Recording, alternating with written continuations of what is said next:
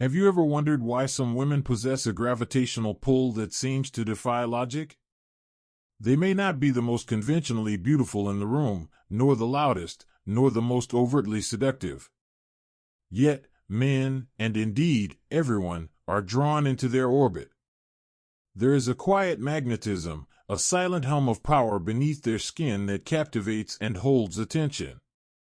Conversely, we have all witnessed the woman who strives, who perfects every physical detail, who follows every rule of attraction, only to find herself feeling invisible, her efforts landing on barren ground.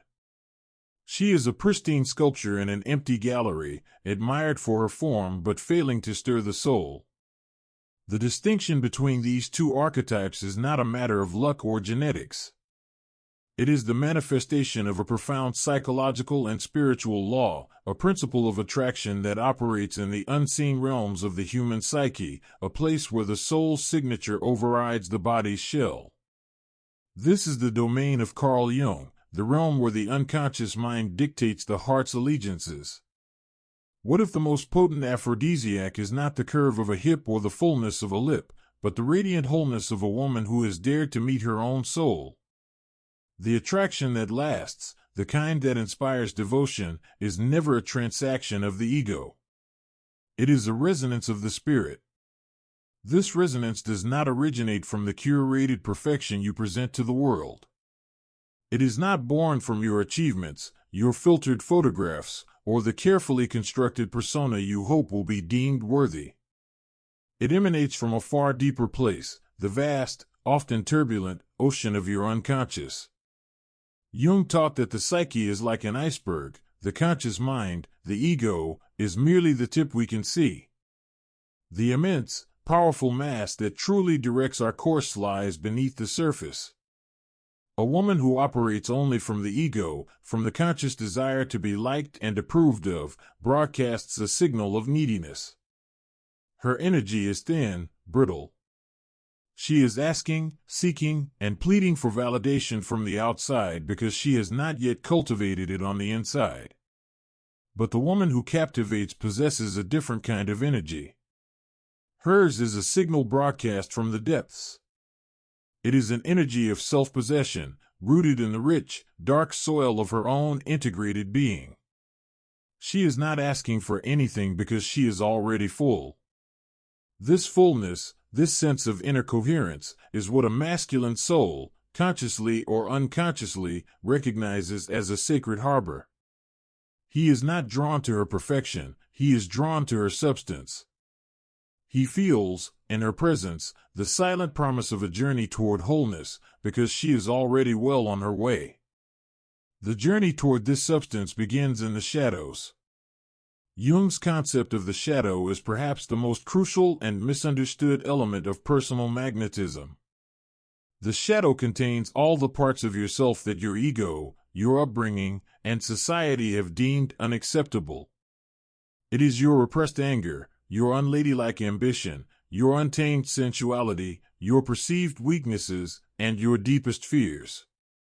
Most women spend their lives running from this territory, attempting to present a facade of pure light, of perpetual kindness and easygoing compliance.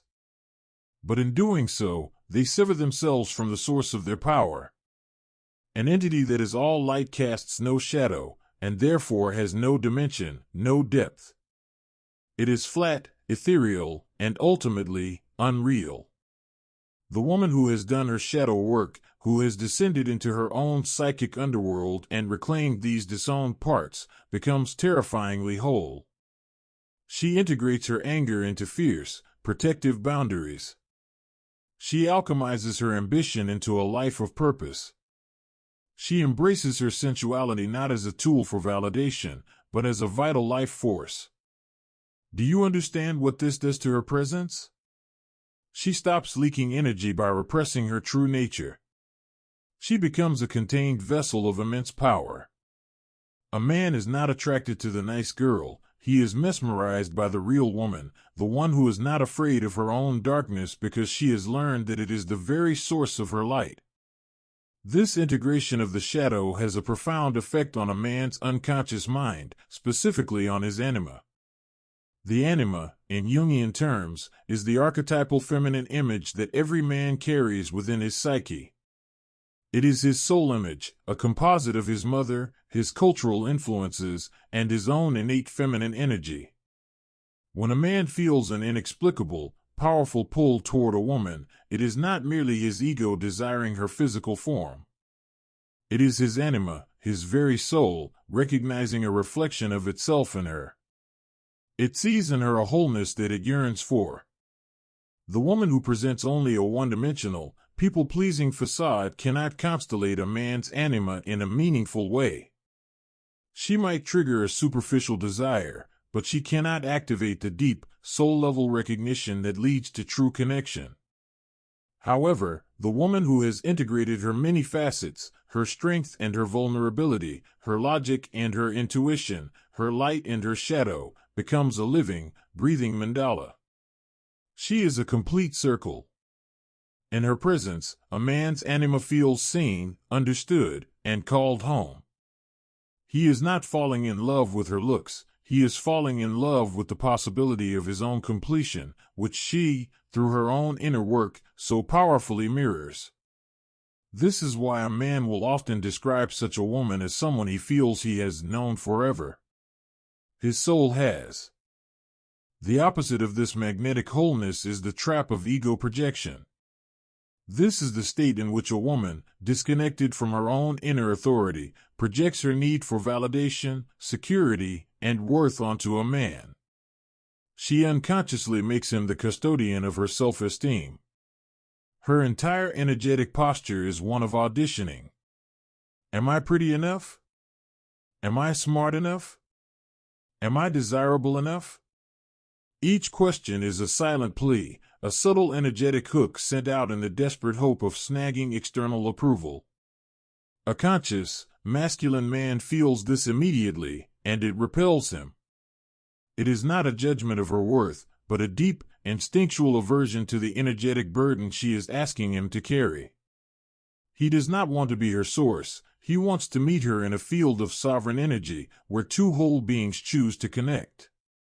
The Stoic philosopher Epictetus warned, "It is not things that disturb us, but our judgments about things." For the woman caught in this trap, her disturbance comes not from being single, but from her judgment that being single means she is unworthy. She is addicted to the validation that a relationship promises, and this addiction poisons her interactions, turning them from authentic encounters into covert transactions for approval. You must understand, the more you chase this external validation, the more it will flee from you, because the very act of chasing signals its absence within you. The antidote to this desperate chase is the cultivation of what Marcus Aurelius called the inner citadel. This is the fortress of the self, built brick by brick with self-knowledge, resilience, and an unshakable core of internal validation. The woman who resides in her inner citadel is a queen in her own kingdom. Her peace is not contingent upon a man's presence or a text message returned. Her joy is not a fragile thing to be shattered by another's mood. She has cultivated a rich inner life, a deep connection to her purpose, and a profound sense of her own intrinsic value. This is not an act of arrogance or aloofness, it is an act of profound self-respect. From this centered place, her interactions with men are transformed. She no longer auditions, she assesses. She is not looking for a savior, she is looking for a partner who is a worthy king to join her in her kingdom. This detachment, this stoic apatheia or freedom from disturbing passions, is paradoxically one of the most attractive qualities a human being can possess. A man feels her solidity. He senses that she will not crumble if he makes a mistake, that she will not make him the sole architect of her happiness. This relieves him of an immense psychic pressure and allows him to be drawn to her, not as a solution to her emptiness, but as a complement to her fullness. Her self-possession becomes a sanctuary, not a demand. This inner state of sovereignty is not communicated through words. It cannot be faked with clever lines or confident postures learned from a manual. It is embodied. It is the physical manifestation of a psychological reality. It is in the way she walks into a room, not with the frantic, scanning eyes of someone seeking approval, but with the calm, grounded presence of someone who belongs to herself. It is in the resonance of her voice, clear and measured, not high-pitched and anxious from a need to please. It is in the way she holds eye contact, not as a challenge or a plea, but as a simple, fearless act of seeing and being seen. This is the spiritual law in action. Her nervous system, regulated by her inner work and stoic practice, radiates a field of calm and safety. People feel at ease around her because she is at ease with herself. She has ceased the inner war against her own nature. This congruence between her inner state and her outer expression creates a powerful energetic signature. While other women are busy decorating the facade, she has been fortifying the foundation. And it is the integrity of this foundation, this embodied self-worth, that men, that everyone, unconsciously register as profound, irresistible beauty. It is a beauty that does not fade, because it was never sourced from the fleeting currency of youth or physical perfection. The ultimate aim of this journey is what Jung termed individuation. This is the lifelong process of becoming the person you were always meant to be, of differentiating your true self from the collective expectations and the false personas you adopted for survival. Individuation is the ultimate aphrodisiac because it is the most authentic and courageous journey a human can undertake. A woman on the path of individuation is, by her very nature, magnetic. She is not following a trend, she is following the unique, often challenging, call of her own soul. This makes her unpredictable, fascinating, and deeply alive. She is willing to be misunderstood in the short term to remain true to herself in the long term. She prioritizes her own growth over social comfort. She is not a finished product, she is a dynamic, evolving process. When a man encounters a woman in the midst of this sacred unfolding, he is meeting a force of nature. He senses that her life has a meaning and a trajectory that exists entirely independent of him. She is not waiting for her life to begin when she finds a partner, she is already living a rich, compelling story. He is not being invited to write her story for her, but to see if his story might beautifully intersect with hers. This is the difference between a codependent merger and a conscious partnership. This path of individuation leads to the great detachment. This is not a cold, unfeeling state, but a warm, liberated one. It is the wisdom of Seneca, who advised that we should desire things as if we could lose them at any moment. The individuated woman loves, but she does not cling. She desires connection, but she does not need it for her survival. Her center of gravity is located firmly within her own being. Because of this, her gaze changes. When she looks at a man, she is no longer seeing a potential source of worth, a solution to her loneliness, or a walking checklist of attributes. Instead, she is simply seeing him. She sees his light, his shadows, his humanity, without the distorting filter of her own needs. This clear seeing is incredibly rare. A man who feels truly seen by a woman, not for what he can provide or what he represents, but for the essence of who he is, feels a profound sense of safety and recognition. He can relax in her presence, knowing he is not being evaluated or sized up. The desperate, anxious energy of the chase has completely dissolved, replaced by a calm, curious, and open presence. She has transcended the game because she has realized her own wholeness is the only prize worth winning. This transformation is nothing short of alchemy. It is the process of taking the lead of past traumas, insecurities, and societal conditioning and transmuting it into the gold of self-realization. Every heartbreak, every betrayal, every moment of feeling not enough becomes the fuel for this sacred fire. The woman who engages in this work does not seek to erase her past, she learns to integrate it. Her wounds are no longer sources of shame, but gateways to wisdom and compassion. She has metabolized her own pain and turned it into power. She understands that the men who rejected her were not a reflection of her lack of worth, but a redirection from the universe, guiding her away from those who could not meet her on her destined path. She learns to see rejection not as a verdict, but as a clarification. This alchemical process gives her an aura of resilience and grace. People can feel that she has been through the fire and has emerged not hardened, but refined. She carries the quiet authority of a survivor who has not become a victim, but a master of her own inner landscape.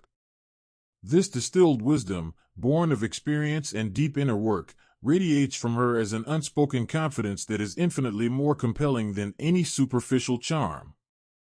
Ultimately, the spiritual law of attraction is an inside job that culminates in a state of profound inner peace. The initial desire to become more attractive to men becomes a catalyst for a much deeper journey, the journey back to oneself. Along the way, the goal itself transforms. The prize is no longer securing a partner, but securing her own soul. She discovers a love within herself so vast and unconditional that any love she receives from the outside is a beautiful addition, but not a necessity. She becomes her own source. This is the ultimate freedom. She is no longer buffeted by the winds of external opinion or the shifting sands of another's affections. She is anchored in the bedrock of her own being. In this state of liberation, she finds that she attracts connection effortlessly. Men are drawn to her peace, to the calm harbor of her self-possession. But by the time this happens, it matters to her in a completely different way. It is no longer the validation she craved, but simply a reflection of the inner state she has so diligently cultivated. She has become the very thing she was once seeking. She is the love, the security, and the wholeness she once projected onto others. The woman who has walked this path of fire and shadow, who has built her inner citadel and reclaimed her own soul, operates from a completely different paradigm. She does not lean in, hoping to be chosen. She stands tall in her own sovereign space and observes. Her energy is not one of pursuit, but of invitation. She is the lighthouse, not the tugboat. She knows her value is not up for negotiation, nor is it determined by anyone's appraisal. It is an intrinsic, unchangeable fact of her existence. She has transcended the need for games, for strategies, for manipulation. Her only strategy is radical authenticity. Her power lies in her stillness, in her wholeness, in her unwavering connection to her own truth. She understands that the right partner will be able to navigate by her light, drawn to the truth and substance she represents. He will not be a man she has to convince of her worth, but one who recognizes it instantly, because he has done the work to recognize it within himself. She is no longer a participant in the game of attraction. She has become the very field upon which true connection can bloom. The woman who knows her worth doesn't chase, she chooses.